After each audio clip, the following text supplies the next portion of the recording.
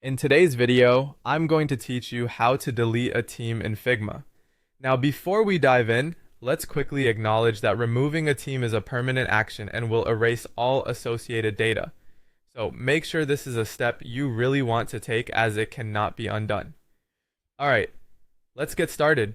Begin by opening up your Chrome browser. If you haven't logged into your Figma account yet, go ahead and do that first by heading over to Figma's website and entering your login details. Once you've logged in, you should find yourself on the main Figma interface. From here, look for the option that takes you to the Teams page.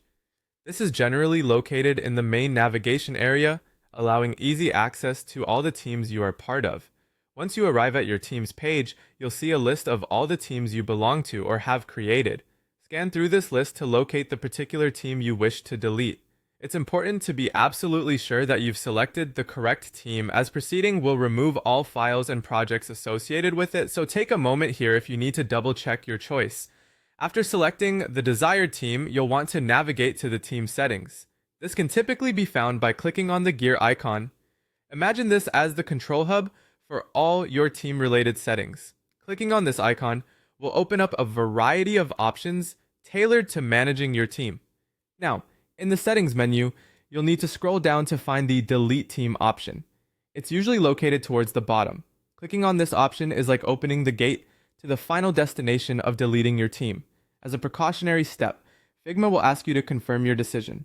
It might feel like double checking, but it's a good safeguard to prevent any accidental deletions. Here, you'll be required to type in the full name of the team you wish to delete. This is a small yet significant measure to ensure that the action is intentional. Once you've typed the team name, you can proceed by clicking the delete button. This final click is essentially the confirmation for Figma to go ahead and permanently remove the team and all its contents. And voila, you've successfully deleted a team in Figma. Remember, this action cannot be reversed, so it's always wise to revisit and double check every step before committing to it.